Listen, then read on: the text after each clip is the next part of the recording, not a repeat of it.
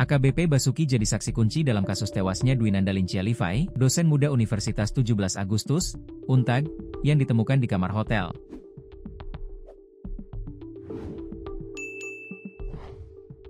Diketahui AKBP Basuki bertugas di Direktorat Samapta Polda Jateng. Berusia 56 tahun, AKBP Basuki mengemban jabatan sebagai Kepala Subdirektorat pada bagian pengendalian massa.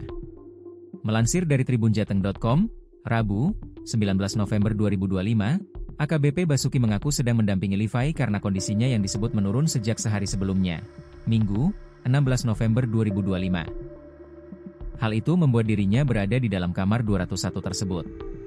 Perwira yang bertugas di Ditsamapta Polda Jawa Tengah itu menyebut, Levi sudah lama bermasalah dengan tekanan darah dan kadar gula tinggi.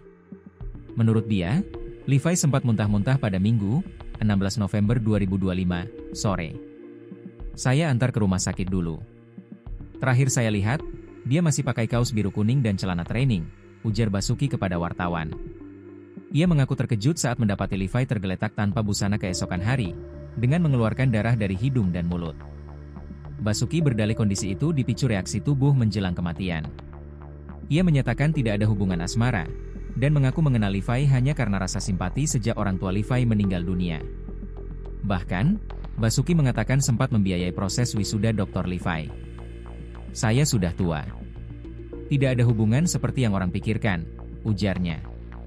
Ia diperiksa penyidik Propam selepas kasus kematian dosen muda Untag Semarang berinisial DLL, 35, di sebuah kamar kos Hotel Kostel di Jalan Telaga Bodas Raya nomor 11 Karangrejo, Gajah Mungkur, Kota Semarang, Senin, 17 November 2025.